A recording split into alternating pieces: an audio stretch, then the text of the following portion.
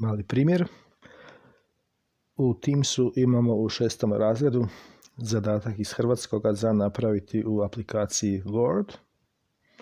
Ja ću sada namjerno koristiti ovaj ovdje Teams koji ne funkcionira tako dobro. Dakle, Teams u browseru će raditi samo ako kažete ovdje, ako odaberete klasični prikaz.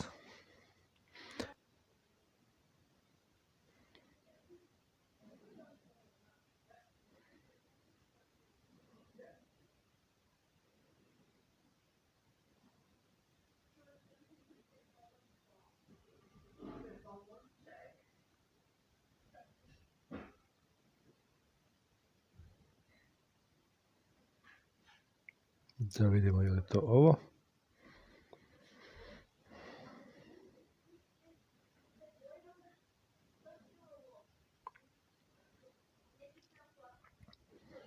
Dakle, dobivam zadatak u aplikaciji Word u pregledniku.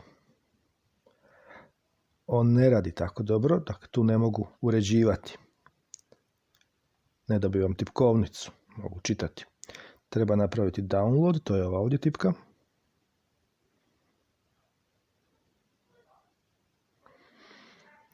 On će se tako zvati na računalu, sad neću još jedan put jer već sam jednom kliknuo. I onda u aplikaciji Word koja je instalirana na računalo, na tablet, dakle nalazi se ovdje. Ću otvoriti dokument, otvori druge dokumente ovdje. Možete se i u Word prijaviti. To bi bila ovo gore sasvim desno ikonica prijava ili dolje sasvim lijevo ikonica prijava ili ova što je sad tu pokazana u velikom prozoru s oblačićima. Možete se prijaviti pa će stvari ići brže.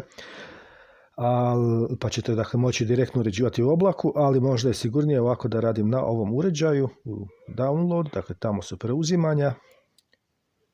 To što sam sad preuzeo je ova datoteka, otvara se, piše da se automatski sprema, shvaćam i sad ja tu nešto mogu urediti. Zadatak, pročitati, potraži, zapiši u bilježnicu.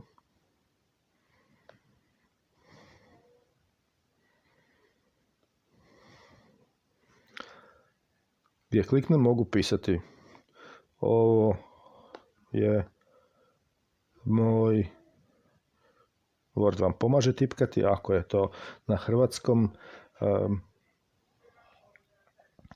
ispravljanje pravopisa. Možete koristiti ovu pomoć pri tipkanju, jel? Da bi vam ispravljao neki drugi jezik, trebate odabrati nekakav tekst. Ako ovdje odaberem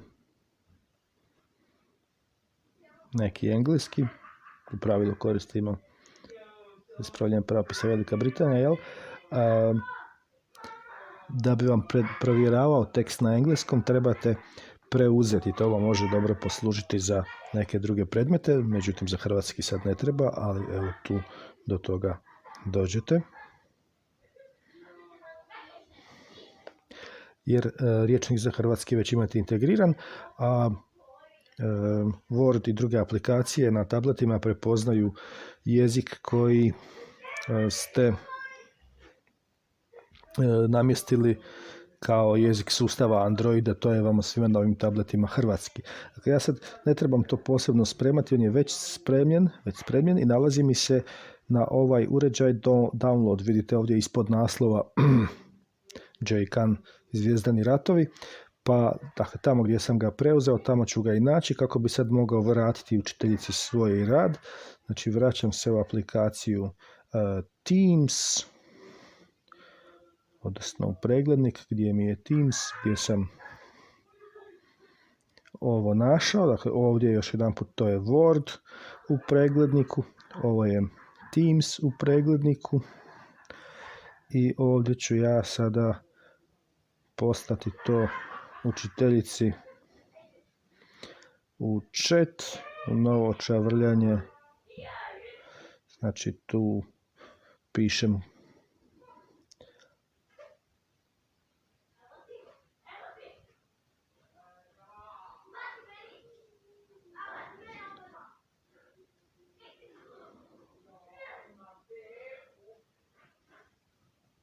uradak u privitku.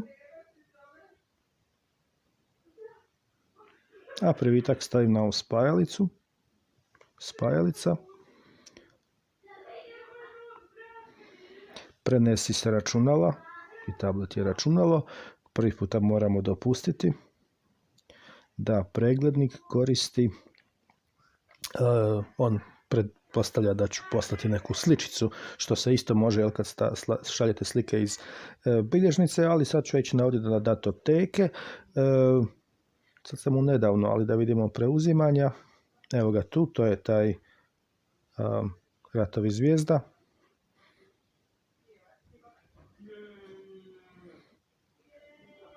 Još jedan put, datoteke. Evo ga, sad se tu pojavio, vidite zelenu trakicu kako je šalje. I sad je dovoljno samo ovo, sad maknem sa ovom strelicom, poslati učiteljici.